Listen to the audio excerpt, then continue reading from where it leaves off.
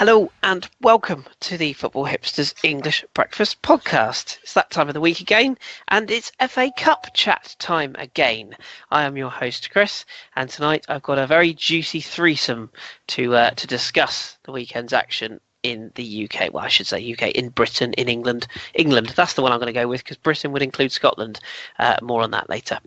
Right, who have I got with me? Well, I've got my usual two. I've got Ross and I've got Josh. Good evening to you both. Evening. Good evening. And Danny's back. Hello, Danny. Is this the one where it's win or lose, home or away? No, that's the other one. Is it?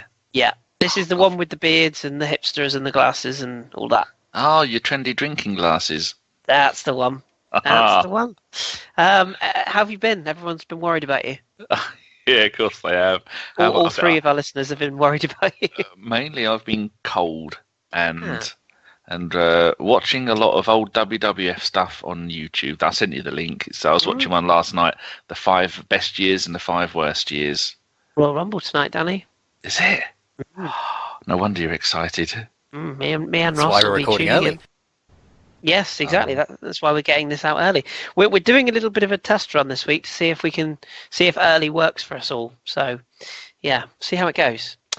Anyway, should we get on and talk about some football? Yes. Okay, so we've had a weekend of FA Cup this weekend, so Premier League free zone. We are going to touch briefly on the midweek action coming up in the Premier League, but we'll finish with that. So, FA Cup, I want you all to put your hands up. Who saw the first game of the weekend between Leicester City and Derby? Ross and Josh, I'm looking at you. There we go. I watched the second half. That'll do. I In watched that case, the first half. Oh, did you? Well, between us all then, we've seen a bit. We've seen enough. Ross, let's start with you then. A 2-2 draw between Derby and Leicester, featuring what can only be described as one of the greatest own goals I've ever seen. Step forward Darren Bent, who also scored at the other end. Craig Bryson getting Derby's goal to make it 2-1 before Wes Morgan popped up with the last 5 minutes to equalise. And I think I'm right in saying that's the only tie of the round that will go to a replay. So, what did you make of it, Ross? Your championship chaps against a team that might end up in the championship if they carry on the way they are? Yeah, I've been really impressed with most of the championship teams. They've all done me proud, frankly, this weekend. I thought Derby were really unlucky not to win it, maybe not even to score a third. The Darren Bent own goal, if you haven't seen it, is top-class comedy, because I've got no idea what he's doing. But then from then on, Derby just looked very, very comfortable. I don't think Leicester really put too much pressure on Derby. Never really looked like a genuine threat until the second half when Damari Gray came on. And even then they were wasting chances left, right and centre. So I was disappointed to see them equalise late on. I thought Derby were worthy winners. But at the same time, it was a very good game to watch. It's not good for either side to get a replay out of this. But at the same time, very, very good display from Derby. And I think they'd been more upset if they'd have gone out at this round. Yeah, agreed. And Danny, you saw did you say the first half or the second half? I saw bits of the first half when Anna was waiting for food, and then by the time they come back, I watched it because they don't let me watch football on a Friday. You're not allowed out of the cage. Who do you think's happier then? Because obviously Leicester got a late equaliser, but Yes. will they look at it and think it's another game? Or do you think Derby will be happier because it's another tie for them, it's a little bit more on the income, and the fact they held a Premier League team to a draw? So who do you think comes out happier? Well, if I was either of the managers, I'd definitely be Ranieri should be the happiest because they did not deserve to get a draw out of that game. They were terrible. Okazaki was awful. The number of times that one of them they'd be attacking down both flanks and they'd can't get a pincer movement and then someone try and put the ball through the two of them and then Okazaki did that and you go, oh, I can't get it to anyone, just ran to the edge of the penalty area and fell over. He tripped over the ball and you're thinking you're not having a good game when Okazaki, when you got an Opta rating of 6.4 which is terrible, but I think that the time is coming to an end for Ranieri. I mean, he should be manager of Leicester forever for what he did with them last season, but they've been sussed out. That 4-4-2 isn't working. They're the linchpin in midfield. Kante gone to Chelsea and doing wonders there. That team is falling apart. It's Schmeichel is not happy. He's let it known he's not happy, hasn't he, with the manager? And I think he's let it known. Maybe I dreamt it. It's been talked about that he's might have made it clear that he's not happy with the tactics. I think he said, yeah. Yeah, but Darren Bent played for my local team, God Manchester, and grew up in the same Huntingdon that I did. And it's nice to see him scoring goals because he went there on loan to Derby, did all right. Then they went, oh, with free transfer, we'll have him. And then he's done absolutely bugger all. I think he scored last week and he scored two on Friday. So yeah, he's not doing bad for goals. But it is odd seeing a player of Darren Bent's calibre playing for a championship team that are doing well, but they're not doing well because of him. And Tom Ince, another one that I remember when the kickoff started, I went, oh, there's Tom Ince. I forgot what happened to him. I remember it was a big deal when Liverpool let him go, and I think he went to Blackpool. And yes, so much was expected from him. He's, like with Bent, he's in a decent team, but it is odd seeing those two players that had such great futures not really doing much at the moment. Does seem he's got weird hair, Tom Ince. It's very unsettling, his hair. I don't know why. His dad's the governor. He's allowed to have whatever hair he wants. This is true. Yeah, this is true. And Josh, just with regards to this fixture, just from a Leicester standpoint, is this yet another game, Danny touched on it there, is it yet another game where you look at their performance and go, it just wasn't working, there's just something not right, they're just stuttering? Is that still how you feel, or do you still kind of hold out hope that they will click back into the Leicester we saw last season? Yeah, I think, as Danny's alluded to, Kante is a big miss for them. Just that extra presence in midfield that was there to harry defenders. You don't really get the same thing from the likes of Drinkwater and King. I think because I saw the second half, I saw them really turn it around with Damari Gray coming on, and that was a very shrewd signing, I thought, when they brought him in last January from Birmingham. And I don't know why he's not getting more first-team action, because he's obviously a very, very good player. And yeah, I think Ranieri just needs to mix up that starting lineup. I think he's got too many players that aren't necessarily playing for the club like they were last season. Yeah, it's a very, very weird situation at Leicester. There's talk of them turning down a bid for Slimani, I saw as well, which is a bit strange. You'd almost sort of think maybe it's worth cashing in. But yes, very strange indeed. Let's move on then to arguably the biggest result probably of the weekend in terms of shocks. Who shall I go with for this one? I'll stick with you for a minute, Josh. Liverpool drew Wolves at home in the previous round, and I think everyone thought, well, Liverpool not had a very good week, could be tough, etc. For Wolves to sustain what could be coming. And wouldn't you know it, Wolves turn up, go 1-0 up in the first minute through Richard Stearman, and then they go on to double their lead. And end up with a 2-1 victory. Andreas Weimann, I think it's his first Wolves goal, if I'm not mistaken. Divock Origi getting one late for Liverpool wasn't enough. How big a shock is this? Yeah, I think this is absolutely huge from what you'd expect from the likes of Liverpool. It's what you watch the FA Cup for, the games like this, where you have that big powerhouse of the top flight getting humbled by a lowly championship team. Wolves are a very, very good team this year. Very good at the counter-attack, and the fella Helder they got in their midfield was given the freedom of Liverpool in the first half.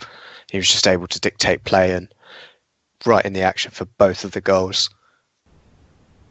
Ross, you like Helder, don't you? He's one that you said people should keep an eye on with regards to the Premier League, even higher level. That you think he's that good. Were you impressed with what you saw yesterday? Did he reaffirm your thoughts? Yeah, absolutely. It was the perfect place for him to go and put in that kind of performance.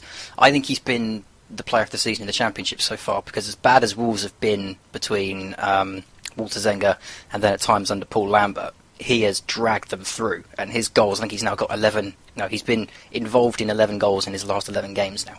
Obviously set up the what was now the winner in the 2-1 win over Liverpool, and I thought he was a constant threat. The news at the moment is that Wolves have agreed to sign him for £13 million, and I was talking to Josh about this yesterday in our WhatsApp group, and he said that he would probably expect it to be a little bit higher, somewhere around the £17 million mark by the time the summer comes around, and I completely agree. I think 13 million at the moment is a steal for a player that's only going to get better in the second half of this season, and I think we'll have suitors around the world, frankly, unless Wolves snap him up now. Agreed. And you were one of those people that actually thought that Wolves had a good chance in this game. Pray tell, why did you feel that way? Because the Liverpool that I've seen in the past few weeks, obviously I've seen them now twice in the EFL Cup across the two legs, and the Liverpool I've seen since the turn of the year, it's just been so leggy. They just look like they're completely out of energy. There's no movement up front. There's no runners. There's no fearful penetration that you can see from any of their attacking players these days without Sadio Mane in the team. They just look so laborious, and I thought that a team like Wolves, who can be a bit cavalier at times in the Championship, a Paul Lambert side is still very good defensively, and I thought that in a game against Liverpool away at Anfield, they would just sit back and defend like Southampton did in the Cups, and Plymouth did as well, and then try and catch them cold on the counter. And with Helder Costa breaking away, and with Noah Dicko as the hold-up player, I didn't see a reason for them to really worry about scoring, because I thought they'd get at least one, and then it was just a matter of keeping it out the other end. So I wasn't shocked by this myself. I thought it was on the cards, but I can understand that it might not have been to... It might have been a surprise to others, but when I looked at the teams, I just thought, no, I just don't see Liverpool getting away with this one. I just thought Wolves had their number. And had the number, they definitely did. Danny, is it for you? Obviously, they're a famous old name of European football, aren't they, Wolves? Probably European football. I think they're well known throughout, outside of England as well as in England, and they are one of those classic names when you look down the old gold shirts, etc. Is it good for the competition that we got this sort of size? I suppose it is a shock. Let's be honest, it is a shock, isn't it? So, do you think it's good for the FA Cup that you get this result in this round at this stage? Yeah, it certainly is. I like Wolves. I've been there once when Dennis Bergkamp and David Platt made their debut in England, because when they made their Arsenal debuts, it was abroad. I like the stadium. I like the club. I remember being have a little special place in my heart for Wolves when they were in Division 4 with Steve Bull and Andy Much banging in 30, 40, 50 goals a season, and then Steve Bull playing for England when he was playing third tier football. Yeah, it's nice to see them do well, but it's just the defending from Liverpool when Weimann, he was a decent player when he was playing for Villa in the Premier League a couple of years ago, and when he scored his goal, I think the Liverpool centre-back, Gomez, he just casually did a little bit of a back heel up in the air to try and stop it. Didn't make any kind of attempt to do it. And it was a fantastic goal. But I was thinking about what my moment of the weekend, FA Cup weekend, was. Now, I was looking for a bloke called Bob Vasson, thinking a bloke called Big Bob, but it wasn't. It's Boo Varsason, and he come on as a 71st minute sub, and he got the ball just inside the right-hand side of the Wolves half, and he ran the entire length of the pitch. He cut in down the bottom, went round about 4 Liverpool players, and had a shot on goal, and that just I can imagine Jurgen Klopp watching that, not being able to sleep all night, because that was fantastic. But it's just so good to see teams that are doing well. But I'm a bit worried about Wolves, because they've been bought out by all the Birmingham clubs have now been bought out by foreign millionaires or billionaires, and like they were saying, that they think they're buying that player, and they've got a couple of players on loan, and they're not really doing it the right way, are they? Like some teams do it the right way with doing it from youth, with relying on the manager, sticking with the manager. They don't. They're having a massive managerial turnaround. It's almost like an Italian club at times. But Paul Lambert, that is the reason why I support Borussia Dortmund, because he played in he won the European Cup with Dortmund. So yeah, that's why I support Dortmund. Because I'm watching it and thinking, there's a Scotsman playing there. So yeah, it's good for Wolves, good for football. But I don't think Liverpool will be too worried about it, because they make 10 changes. I think it was 9 or 10 changes. Firmino I think he had a bit of a bad game as well, and Lucas Leiva, another one of the players they rely on. But they are a club in turmoil at the moment. They've not won a single game all year, have they? No, and if you take away the Plymouth game, they haven't won a game of note. Maybe that's fair. You put the hoodoo on him because you met him at the Plymouth game. I did very briefly. You put the jinx on him. I hope not. But then he did take the mick out of me for supporting Arsenal. So frankly, he deserves what he gets. Yeah, there you go. It's karma. Yeah, absolutely. Just quickly, a one-word answer from you all, literally yes or no. Is this Liverpool season over? Danny, you can start. How do you define it? What do you mean? Well, just as in, is their season over, yes or no, with regards to can they win anything? Oh, yes, it's over. But finishing top 3, it's not over. Okay. Ross? Ask me after Tuesday. Oh, you naughty monkey. Josh? Well, Sadio Mane's back, but I don't think that'll help him. I think they'll have a fight to stay in the top 4. And Chelsea up next for Liverpool. So it doesn't get any easier for Mr. Klopp, who's getting increasingly antsy. Do you think their season's over? Absolutely, 100%. That's why you asked it. Well, yeah, I mean, I never thought they were title contenders genuinely, and I know there's a bit of bias in that, but I just didn't. They can't defend. Jurgen Klopp's a lovely gentleman, and he's a little bit of a character, and in my opinion, I'm going to use it, a bit of a fraud. I'm sorry. I just don't Blasphemy. see. I don't see what many others do. I think he's, as I say, if you're a manager of the sort of stock that apparently he is, I think you have to learn how to coach defenders. And he's not the first. He won't be the last manager to not coach defenders. But when you buy Ragnar Klavan and you pair him with Dejan Lovren, who Ross will know well, I think you're asking for trouble. And by the way, Joel Matip, very decent defender. But he's only a very decent defender. There's a reason why only Liverpool were in for him in the summer. So, just briefly, Chris, I know you saw Dortmund a lot more than I did. Do you think he's burnt out the attacking lineup as well? Because, like I said earlier, I don't think there's any movement there. There's no running, and until Mane gets back, there's no one in there that just takes a chance. No, I agree. I think Sturridge has to leave because he clearly is not. To me, he strikes me as a player who's sulking at Liverpool. He's there was a very scary stat that went around the other day about how much his pace has gone. And it was like the average. I know it's a bit. I know it's full hips to this, but it was the average running speed between. I think it's this season and 2 seasons ago, and it's scary how much his pace has gone. And apparently they reckon it's because he's holding himself back from explosive movements because of all these injuries he's had. And I think when you're relying on that, there's no pace there. Divock Origi, I do like a lot, but they've relied on him too heavily. He's gone through a lean spell. And as you know, Sadio Mane himself blows hot and cold as well. So to rely on players like that, I think they're at least 3 players away from a title challenging squad. And let's still not forget as well, I still don't think they have a very good goalkeeper in the squad.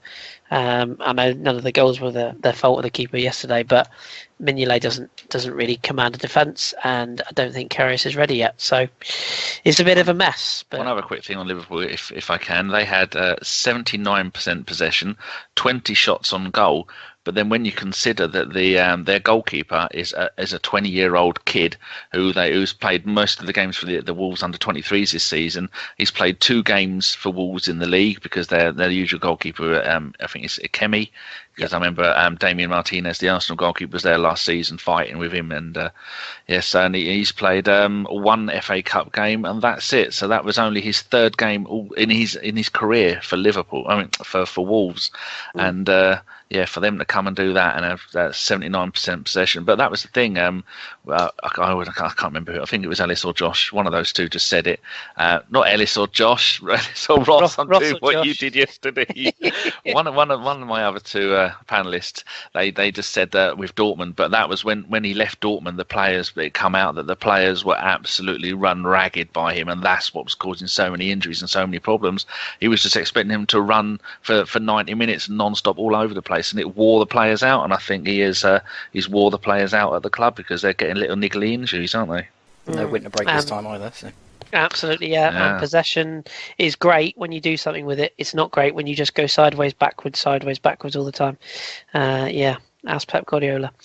Anyway, before I get on that bandwagon again, let's move on. And we should say as well, full credit to Wolves. We've talked a lot about Liverpool there, but Wolves I thought they deserved it. They weren't just, it wasn't a smash and grab. They created a number of chances for goal scoring opportunities, and fair play to them. They are through. A couple of games we're just going to sort of gloss over slightly. This is nothing against these teams, but it's games that maybe people would not really have that much interest in. Huddersfield with a comprehensive 4-0 victory over Rochdale. A couple of goals there from a chap called Hefele, which is a great name. Blackburn with a 2-0 home victory over Blackpool.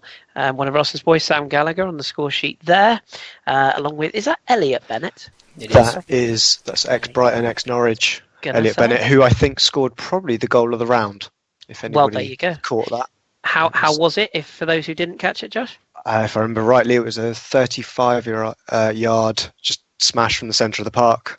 Just did the goalkeeper from way out. Very goal. A thunder bastard, if you will. Yeah, I believe that was it. Foot like a traction engine. Yes, indeed. Both clubs protesting their ownership in that game as well. Yes, indeed. Joint protest before the game kicked off. Yeah, what was involved in that protest? Was it just sort of fans rallying together, or was there anything specifically visually done? Or From what I know of it, it was a lot of banners, a lot of chanting, etc., etc. I don't know if they did a stadium walkout for the first X amount of minutes or whatever, but I do know that before kickoff there was a lot of protests. The clubs had kind of banded together and agreed to both protest before the game kicked off, because obviously they're both quite upset with their ownership at the moment.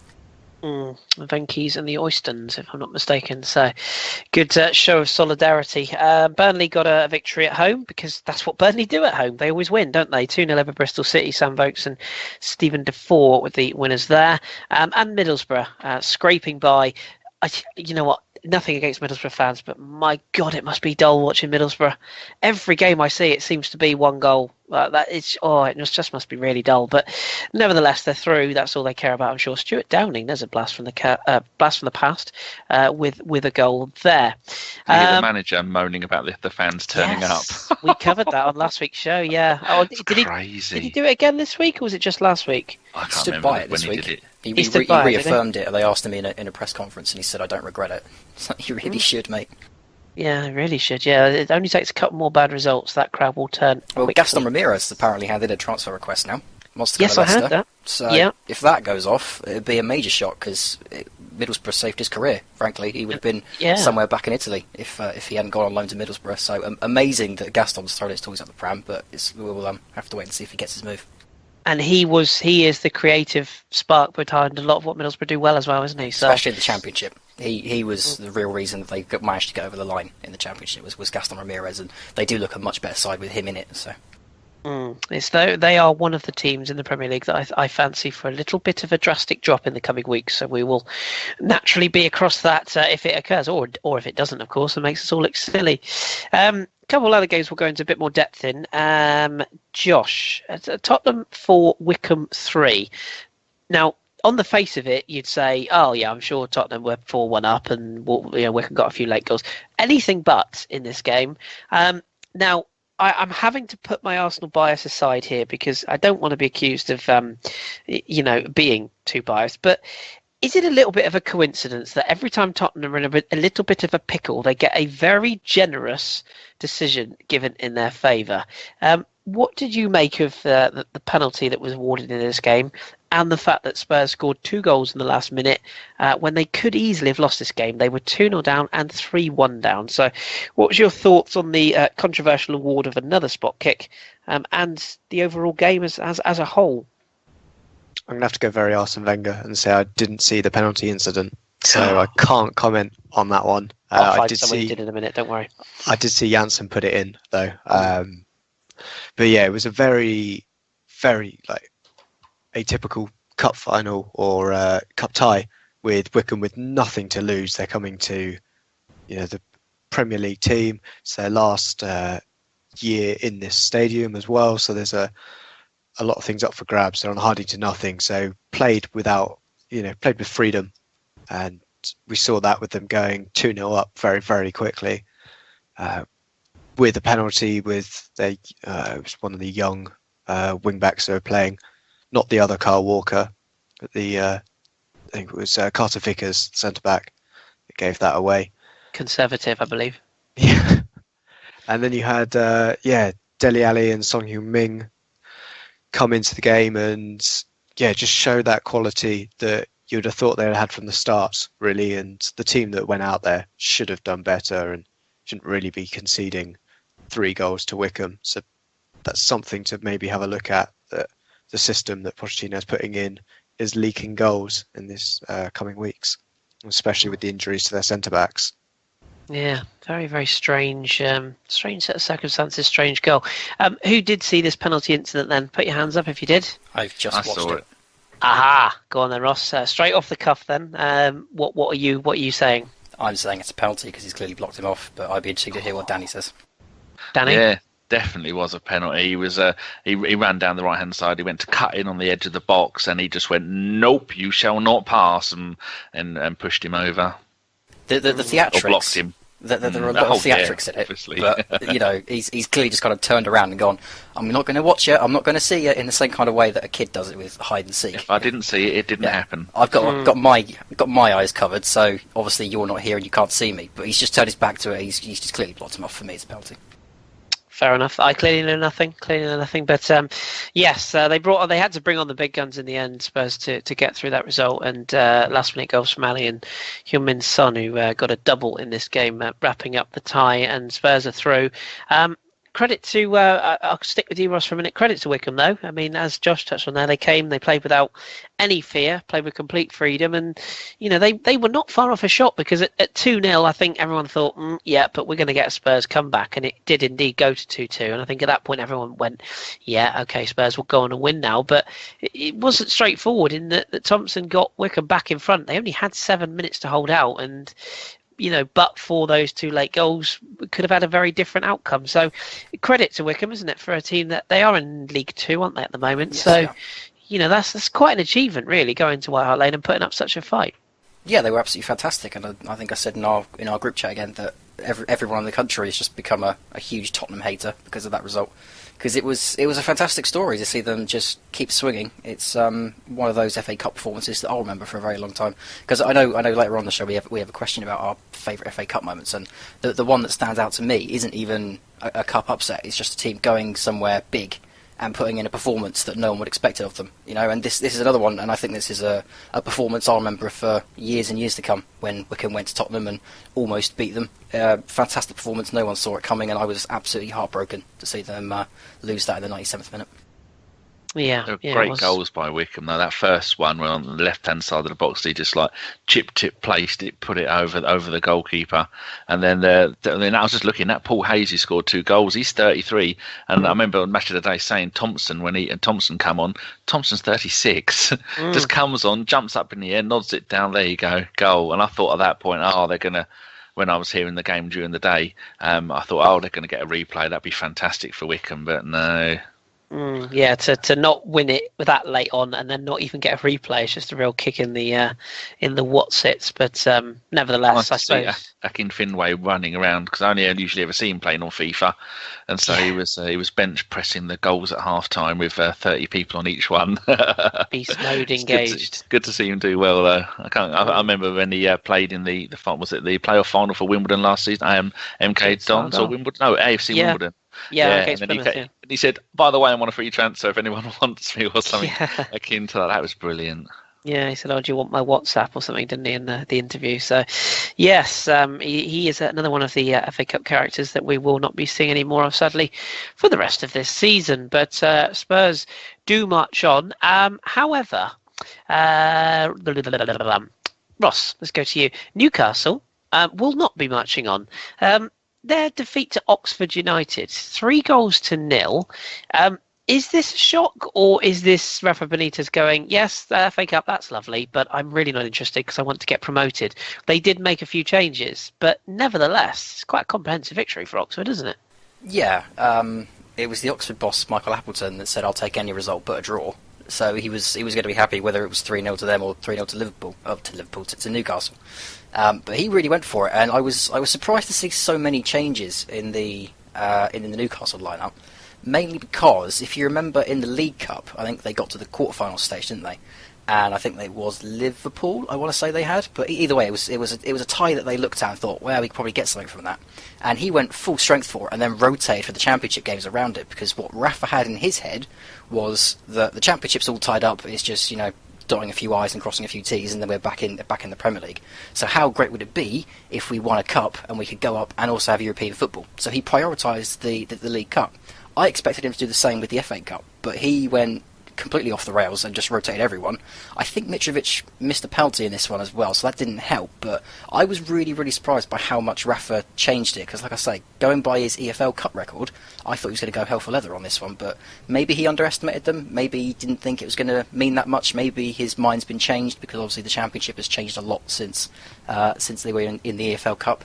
But I thought this was one of the biggest shocks to the round myself. I didn't think Oxford had a hope in hell, but fantastic win, absolutely brilliant scoreline as well. Yeah, I didn't think they had a chance either. And speaking of sides causing an upset and maybe not having a chance they had a chance on paper maybe, but I don't think anyone really expected Lincoln to beat Brighton, and that's what happened. Josh, of course, I have to come to you. I suppose, to quote Catherine Tate, are you bothered? No, to a point. I think I'd basically want to match Newcastle this season to make sure we've got the same number of games as them.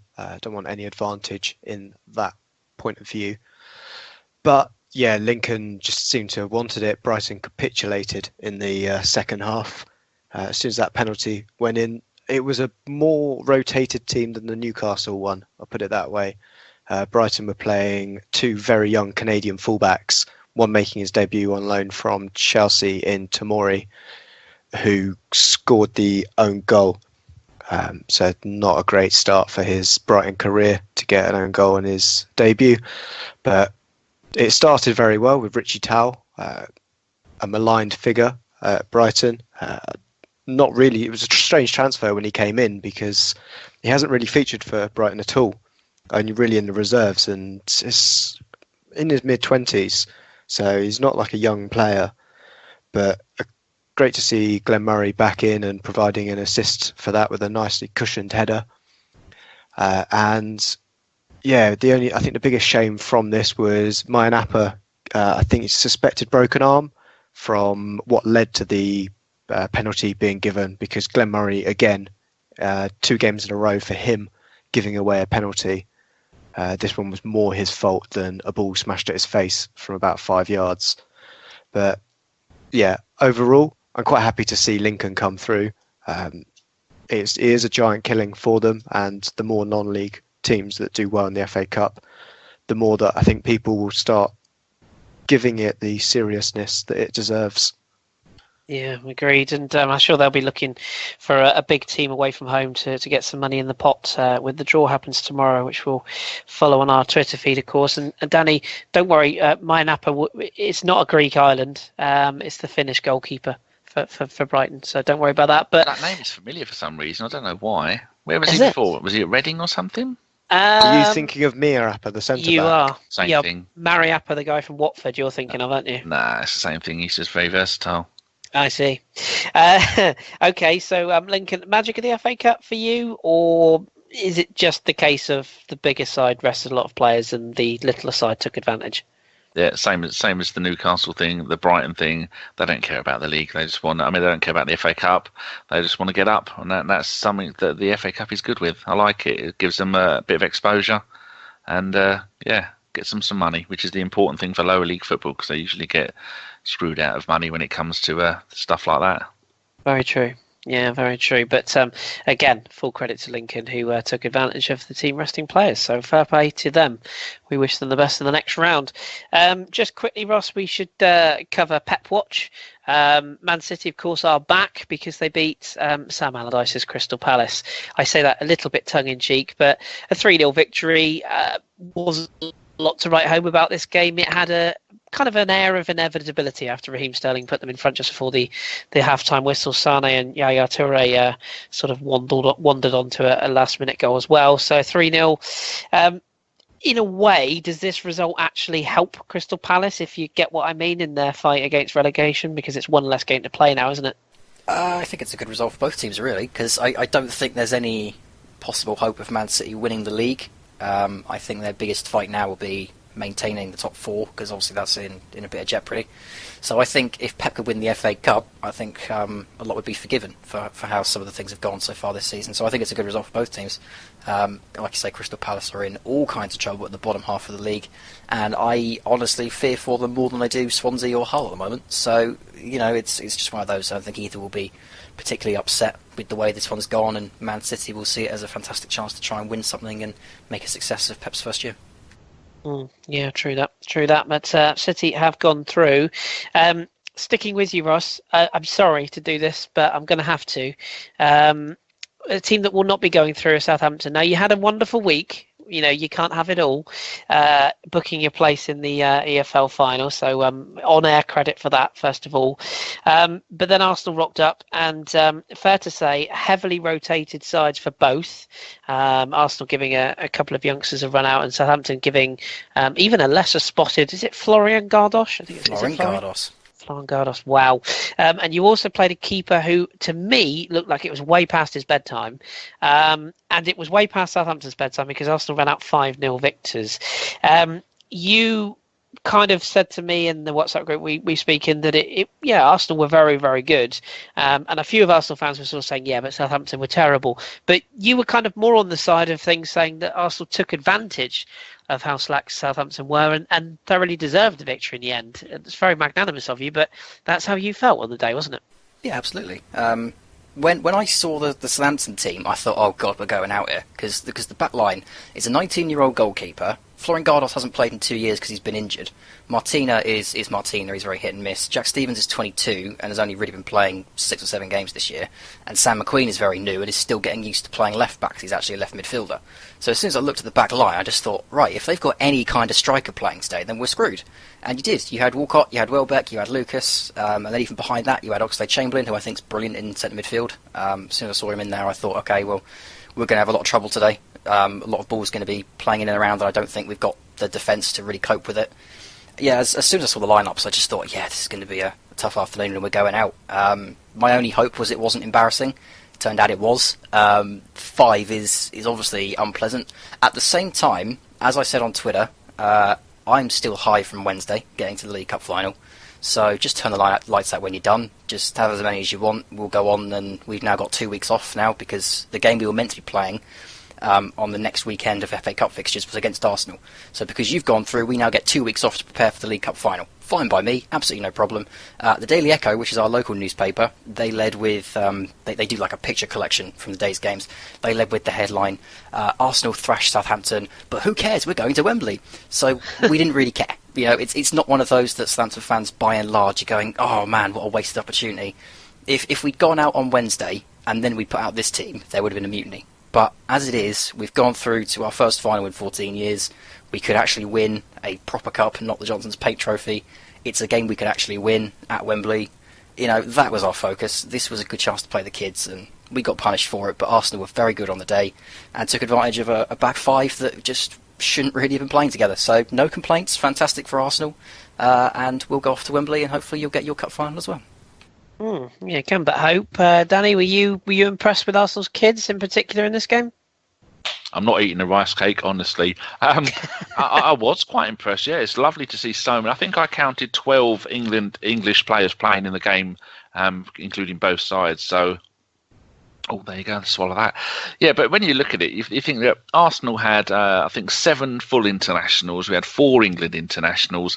When we were talking on the Bergkamp podcast, I said, Southampton are going to win that 2-1. We're going to go there and we're going to get hammered like we always do because Southampton are a really good team. When I saw the lineup, I changed it to 3-0 to us with Welbeck first goal scorer. And I think quite a few other people in our WhatsApp group changed their prediction as well.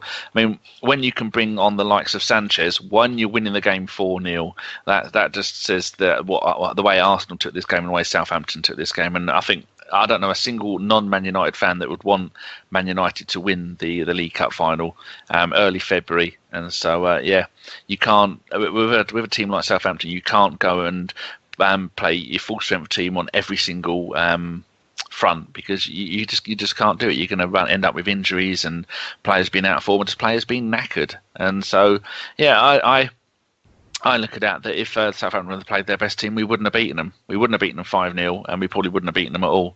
And so they just give us a bye to the next round. And it's nice for the players like Walcott coming back after his absence and Welbeck coming back after his massively long-term injury to get a few goals. Shane Perez didn't get a goal, and also nice to see Ashley Maitland-Niles. Conservative. Playing in midfield, but we had a midfield 3 all double-barreled.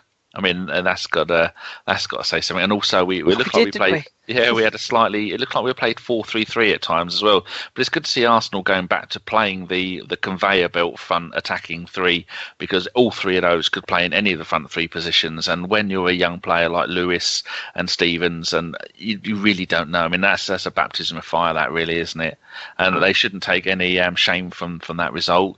It was inevitable, and I think they showed some promise, some of those players. And I think in future seasons to come, or maybe even later this season, we see some of those young players again, and it's just typical Southampton bringing through quality young players. It's great to see and great for English football.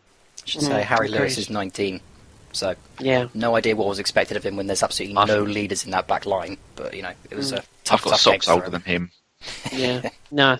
Somebody, of course, Danny did say that we would win comfortably, and there was nothing to worry about. I don't know who that guy is, but clearly knows his stuff. Well, this was you after saying we're going to hammer Wolverhampton, and then you said we're going to beat Watford at home 1-0. So Yeah, I we'll stick see if by the it. second. Yeah, we'll see if the second part of your slobber knocker or whatever you call it when it's you bet on more than one game at a time. What's that called? Accumulator. That's Yeah, the I one, haven't bet on it. not I a should slobber. stress, but no, You should do. I do think it'll be classic Arsenal to struggle on Tuesday now. So, and yes, indeed, a midfield of Maitland-Niles Conservative, Oxlade-Chamberlain Labour, and Rennie Adelaide Liberal Democrats. So good to see those three political parties represented. Josh, I can't stick with Arsenal, I'm afraid, as much as I'd like to, because we've got other teams we have to get onto before we wrap things up. So just sort of a combo meal of Millwall 1, Watford 0, and Sutton United 1, Leeds United 0. Two upsets for different reasons. BBC were very heavily favouring Millwall in their commentary, which was a little bit uncomfortable. Jonathan Pearce's well, I can't describe it anything other than an orgasm when Millwall scored an 85th minute winner was a little bit cringe, but nevertheless they probably deserved it on the second half performance alone, and that dumps Watford out. And Sutton, I suppose, is the big result of the tie or result of the round on the Sunday games, beating Leeds. So, what did you make of both fixtures? Yeah, just on that, isn't Jonathan Pearce a Millwall fan? Am I right in thinking? Is that a Raguna? Could be right, maybe. I thought he that's was what Chelsea, which is why he always covers the Chelsea matches, because he used to do Talk Sport, didn't he? And maybe he's a fan of robots. Robot Wars, yeah. Yeah, maybe that's could it. be the future. Yeah. Yeah, but another. I wouldn't really say a giant killing because of the circumstances that Watford were kind of a bit hamstrung by this game because they're going to play on Tuesday night. So with less than 48 hours rest to a game that for their season is more important. I think it was an upset more for Walter Materazzi, which was he was very, very unhappy in his post-match interview, mainly because of that reason that they just doesn't. It's just really unfair on them. They forgot to play a game where Arsenal have had an extra day off, rotated the team more heavily, and smashed Saints for 5. But Millwall go through to the next round. It's, as I say, it's good to see these smaller teams getting into the later rounds of the FA Cup. It's something that I think is overlooked, but is actually quite a regular occurrence because I think at one point during Sunday, it was, I think, only 8 teams had got through from the First Division or Premier League, and that's happened in the last, I think it's 7 or 8 of the last 17 FA Cups that there's been 8 or less Premier League teams in the pot for the 5th round. So it'll be interesting to see what matchups we get there. Hopefully some Premier League teams get drawn together so that we can continue getting these lower league sides further in. And yeah, on to Sutton United. Leeds were not very good, I think is very safe to say in there. It was a bit of a stupid penalty that they gave away for Sutton United to get their lead, but all credit to them because it was an absolutely fantastic game from there. Just one interesting thing was the did you see the goalkeeper or sub goalkeeper for Sutton United on the bench? He was a big fella, I'll put it that way. I think he covers the goal. Isn't he? Yeah, he covers the goal with his mass rather than his agility. But fair play to him still being there. And was it a Craig Eastman? Yes, formerly of Arsenal, yes, yeah. Yeah, so it was interesting to see a couple of those players come through, but yeah, I don't think Leeds fans are very happy about that because they seem to not be giving a good account of themselves in the FA Cup recently, and yeah, I think with a team like Leeds, that's what they need to be doing. They are a cup team. Yeah, this player they had on the bench, I'm just looking at the bench for Sutton. They had a player called Tubbs. Was that him? The fat goalkeeper. That would be brilliant if it very was. Good. Yeah. I presume that's Matt Tubbs, isn't That's it? Matt Yeah. Tubbs, I've got a formerly feeling of that is Football Matt League Tubbs, relevance. Crawley. And Portsmouth. In Portsmouth, yeah, of course, yeah, he got goals down there, didn't he, before? But okay, well, good result, very good result, obviously for Sutton, and that Mill result also equally good for the team who've got, of course, their ground back, which is genuinely good news for them. So, sticking to the Sunday games, we'll wrap up with the final two games. Ross, I'm going to give you Fulham 4, Hull City 1. Given the improvement of Hull under Marco Silva, is this a bit of an upset? I mean, 4-1 is quite the hefty margin, albeit Fulham putting out quite a strong side, and Hull putting out a mixed side, but a side that still had Diamonde, David Myler, Klukas, Markovic. It wasn't a poor side, was it? So, is this a little bit of an upset? I think I'm right in saying as well. Didn't Hull miss a penalty? 2 penalties in 30 seconds. 2 penalties. Wow. It was amazing to watch. Yeah. Was it a retaken penalty, or was it 2 separate penalties? Yeah, so what happened is obviously Fulham give away the first penalty. Abel Hernandez steps up, takes the penalty. Bettinelli saves it. It kind of springs back out. So Bettinelli scrambles up, goes for it again, and takes down Hernandez, who's come back for the ball. So it's another penalty. He then steps up, goes the exact same way he did for the first one, and Bettinelli saves it again and pushes it around for a corner. Absolutely fantastic. And it's one of those stories that will get lost over the weekend because obviously it didn't go in.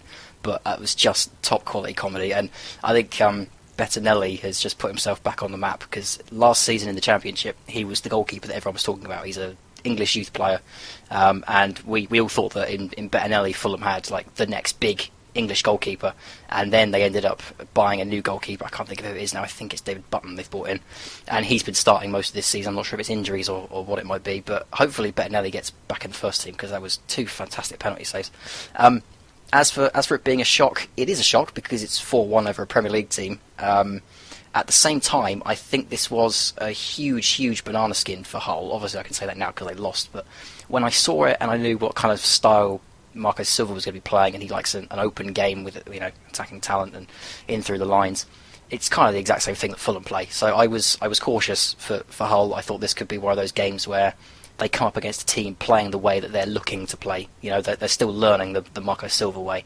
So I looked at it and thought, this could be a big banana skin. I didn't see 4-1 coming, don't get me wrong, but it is a shock, especially to lose by that scoreline. But I think when you look at the way the two teams play and the styles that they adapt, I don't really think this was a major shock on the day.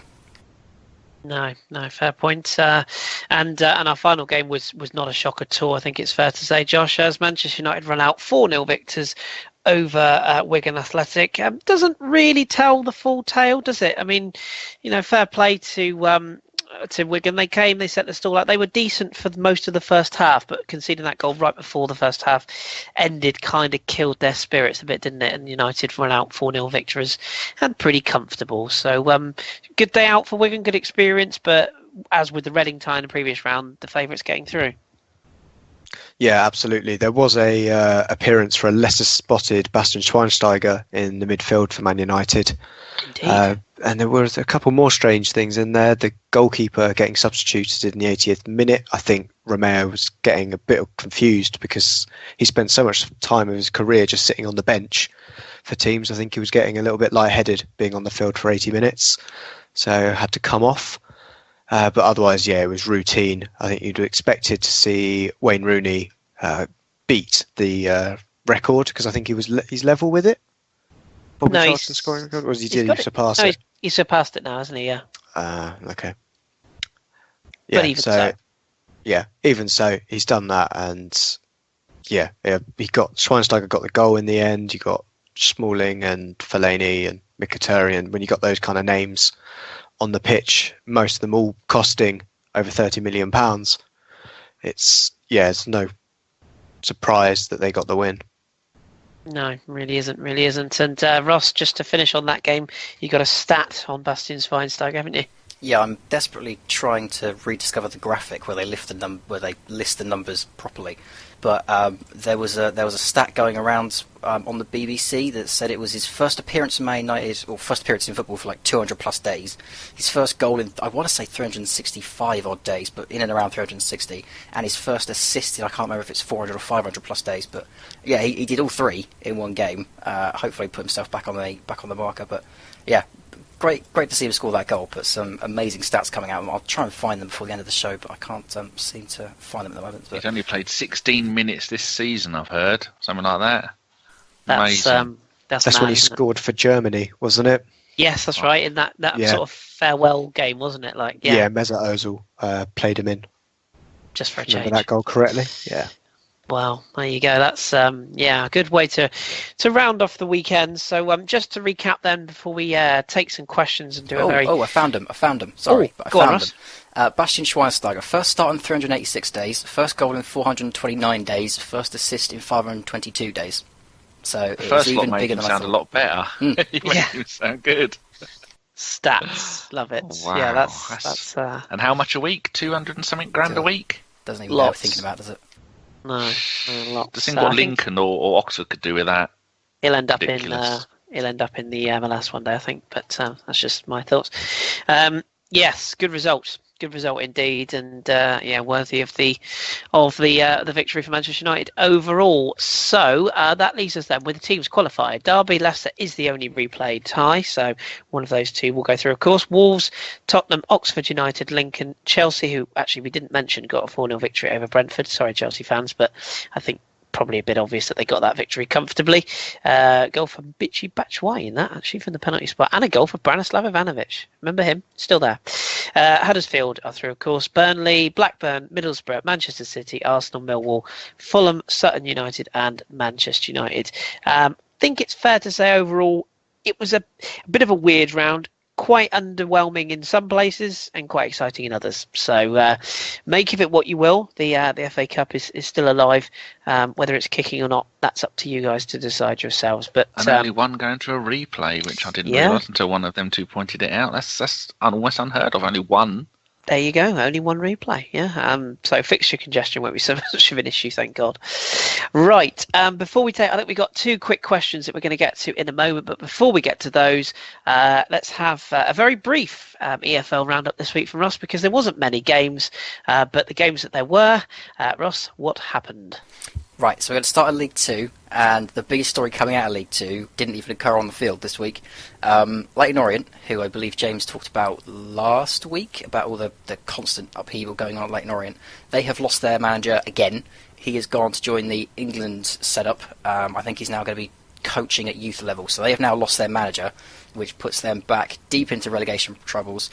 They did end up back in the relegation zone this weekend because Notts County got their first win under Kevin Nolan, a 2-1 win at home to Crawley. Late winner there from Jonathan Fort in the 90th minute. So very good win for Notts County, puts Leyton Orient back into the relegation zone, and that is a poison chalice for anyone who wants to take that particular club up.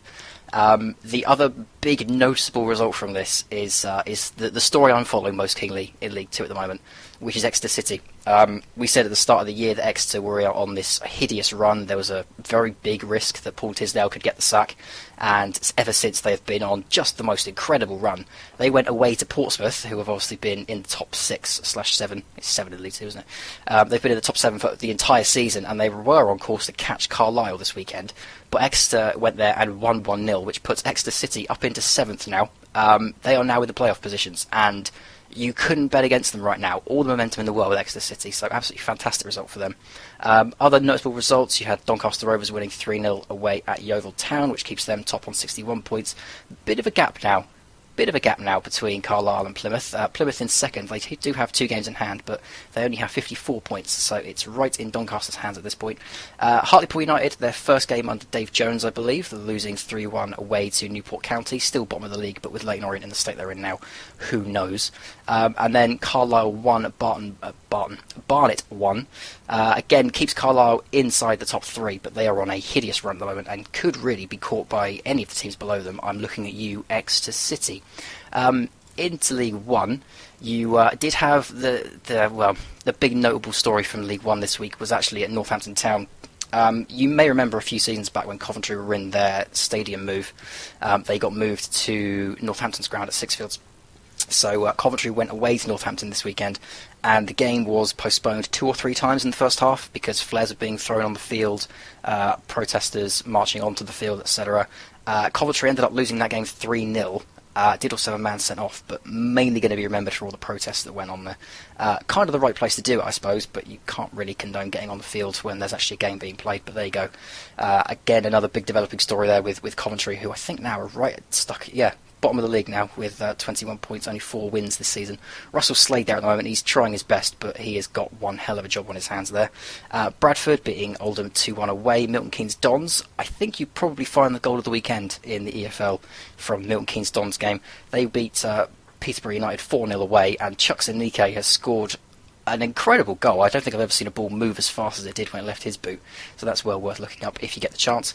Bury 3, Walsall 3 was a fantastic game. Bury were 2-0 up going into half-time, and then Walsall turned it around with Oztuma and 2 goals from Jason McCarthy, who is the Southampton loanee that I'm hoping comes back to captain us at one point. And then just when you thought Walsall had turned it all around, Tom Sauce came back on the 90th minute and equalised for Bury, which is a fantastic result for them.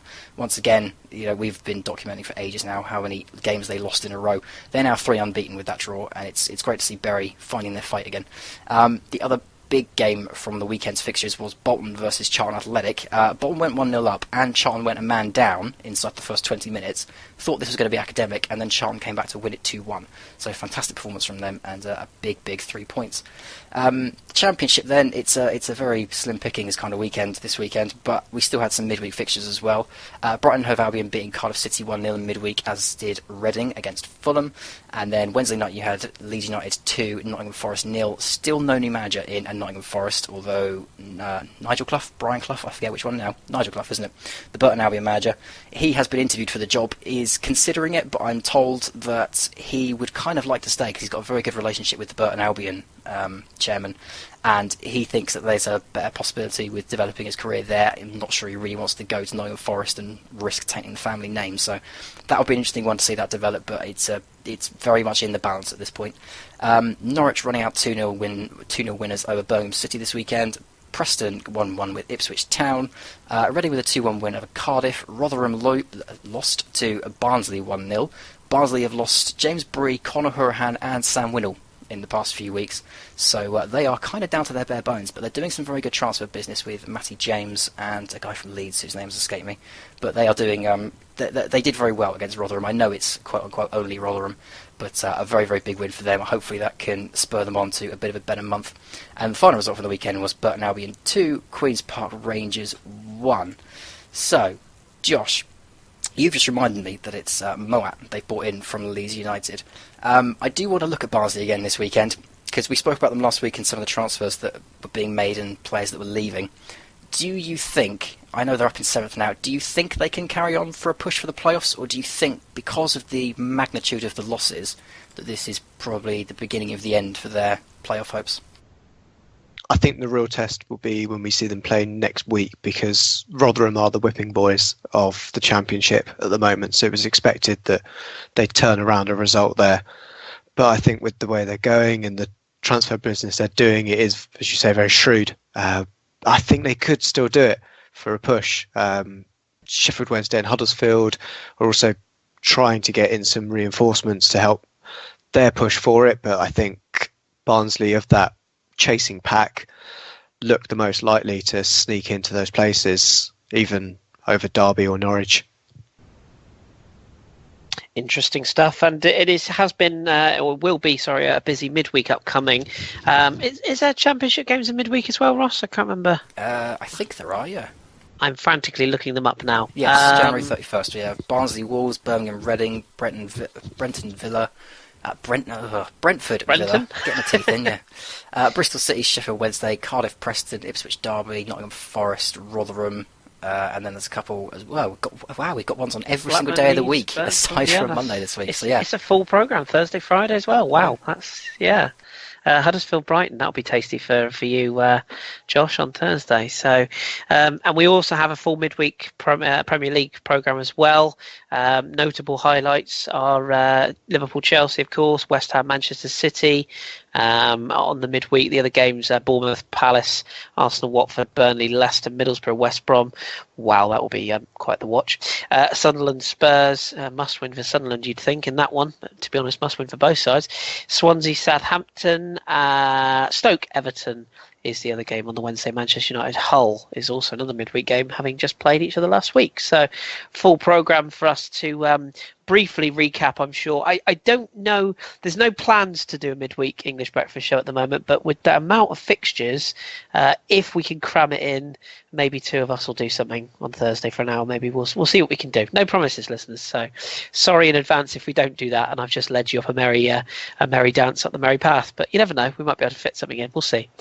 Right, we'll finish with two quick questions then, which we've had from our lovely listeners. We love you all. First one comes from Granite, who's I think a new listener.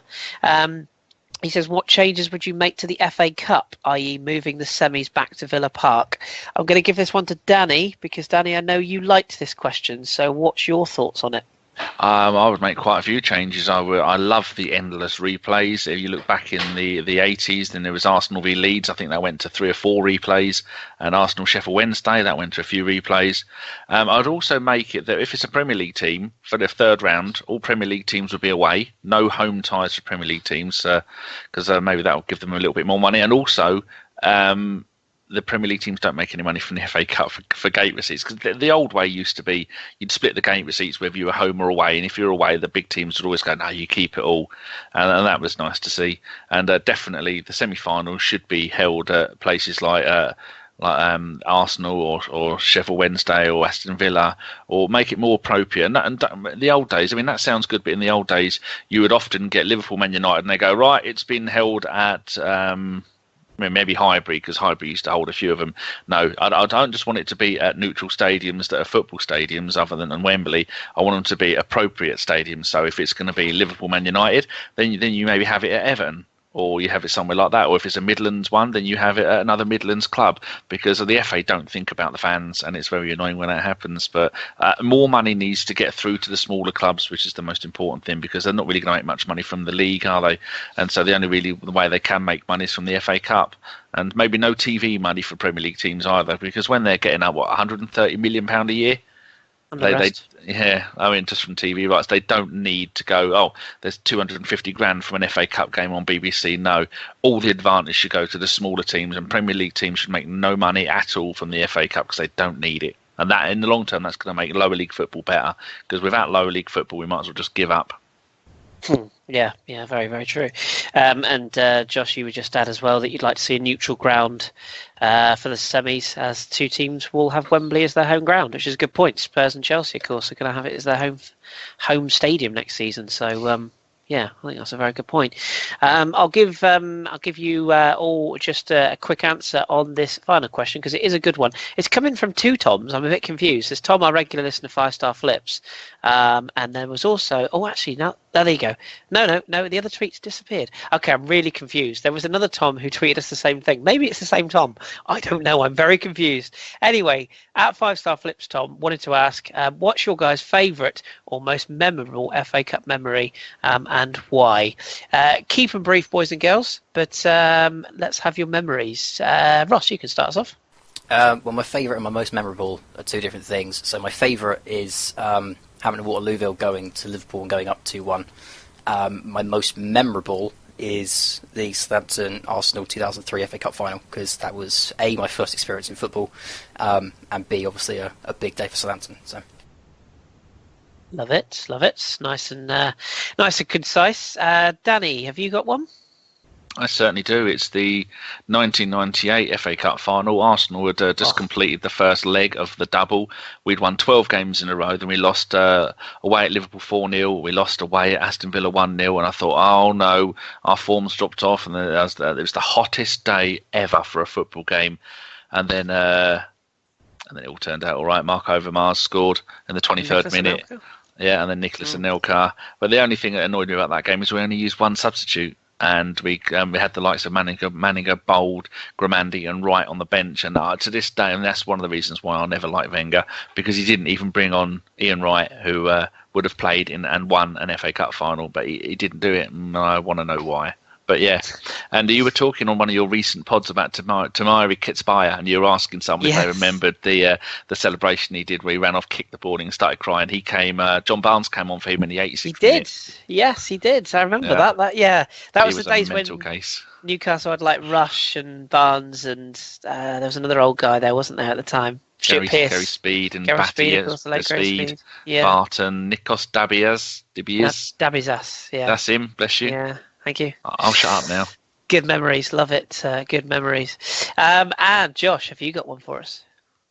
Yeah, I've got two here. I would say probably my favourite, it's a very recent one, would be the Santi Cazorla free kick against Hull in the final three seasons ago. The Hull City final, yeah. Yeah, we were 2-0 down after 16 minutes. And he just stepped up to it. And I think everybody in the stadium who's seen Santi step up to free kicks is thinking, he's not putting this in. He's missed them. He's just going to float it into the box like he always does. He doesn't have a shot. And he just pulls one out from the top drawer and just is basically the turning point for Arsenal ending that trophy drought that had happened for the past few seasons. The other one I had, because I can't not mention it, is the Ray Parlour goal in the final against Chelsea. Yeah. It's only bloody Ray Parlour. And yeah, that's absolutely fantastic goal from a man that you wouldn't expect it from. I was there, and I never forget, Danny, you'll remember this, when Freddie Lundberg scored, Lee Dixon racing down the touchline behind the goal, just with his arms in the air. Just, love it. Was that the Chelsea final? Yes, yeah. Freddie curled in that. He shook off John Terry. And curled it to the far right hand corner. YouTube it now, and you'll see a jubilant Lee Dixon take off behind the goal, racing down the touchline. Superb. Good memories. Mine are, there are hundreds. I mean, it's a great question. Every week, Tom gives us a brilliant question. It's another great question. I'm sure there's lots of sort of non-Arsenal memories that we could all dig up. You know, the Hereford goal, John Motson's sheepskin coat, of course. But I think mine, from an Arsenal perspective, or at least the club I support, of course, Alex Manninger, West Ham United away I think it was during that same 98 run, Danny. And we went away to Upton Park, and we won on penalties, and Alex Manninger pulled out a couple of worldy saves. I think that was a game that Lewis Burr-Morte played in, from memory. Might even have been a game Dennis Bergkamp was not available, or was he sent off? I can't remember. But I remember it being an epic cup encounter, and it just had everything that night, absolutely everything. So that's the one that sticks in my memory, so that's the one I'm going to go with. But send us yours in, or Tom, of course, being a Man United fan, send us yours in. Is there any particular games that you enjoyed for United? So Bergkamp did play in that game away at West Ham, the one we won on penalties. He did. I got it right. He got sent off, didn't he, for spitting at Neil Ruddock in the league game. Should get a medal for that. We don't condone spitting on the Hipsters podcast at all. Manninger's still playing football now, isn't he? He's at Liverpool. He's at Liverpool. Yeah. That's always a good question. Should probably be first choice now, to be honest. But yeah, good, amazing game that. Did Lewis Burr-Morte play in that game? I'm sure he did. He came on for Manu Petit in the 90th minute. Oh, so he played extra time, didn't he? He played the extra time. Yes, I think he scored one of the penalties. Yeah, it was in the yellow shirt with the blue hoop, that kit. Bergkamp got sent off after 33 minutes. Oh, so he did get sent off in that game. Yeah. Oh, there you go then. That's why you thought he wasn't playing. That's why I thought he wasn't playing. There we go. Yes. See. The old grey matter's still working. And West Ham had Rio Ferdinand and Frank Lampard playing for them, and they went on to have terrible careers. Frank Lampard did all right, to be fair. I think they both did bloody well. Yeah, they didn't do too bad, did they? Oh, well, there you go. So, yeah, if you've got a memory, tweet us in. And we will, of course, tweet the fifth round. Third round? We're going back in time. The fifth round draw when it's made. Ross, is it tomorrow night, 7-something o'clock? Yeah, I think it's on the One Show. They're doing the draw. The good old One Show. If you're not in the UK, ratings, nudge, nudge. Yes, indeed. If you're not in the UK, you're not missing much. Trust me, it's all good. But we will, of course, tweet the draw when it happens, or just after, with the fixtures when they are announced. And I think we'll all join in with each other in saying we hope the little teams get some big teams. Let's have a fun fifth round, boys and girls. Although we all know, of course, Man United will draw Spurs and Arsenal will get Chelsea. So never mind. Anyway, that is the end of our podcast from this week. In closing, when they do that FA Cup draw, we can only hope that they will dig out another drunk celebrity to come in line with the Scottish FA Cup draw, which is where we started this podcast mentioning Scotland. So I'm going to mention it now. If you haven't seen good old Rod Stewart doing the draw for the previous round of the Scottish Cup, do look it up. It's quite entertaining, I think it's fair to say. So that will do us for this week's English Breakfast podcast. You're getting this probably in your ears a bit earlier if you're hearing this now, so do let us know if you prefer the earlier start time. We're always keen to take feedback. You can follow us at the FH Podcast. SoundCloud, iTunes and YouTube are our main sources for download, and you can of course find us on our website as well. The regular pod will return recording tomorrow and released on Tuesday, at least that's the plan, so look out for that when we'll go through all the weekend's European action, which is where I'm off now to watch another big game in France. So my thanks to Josh, to Ross and to the returning Danny. Thank you all very much. Pleasure. The pleasure was all mine. Thank you very much. And we have been the Football Hipsters, so keep your ears strong and your glasses trendy. We'll be back with more Premier League next week and more FA Cup soon. Keep it tuned.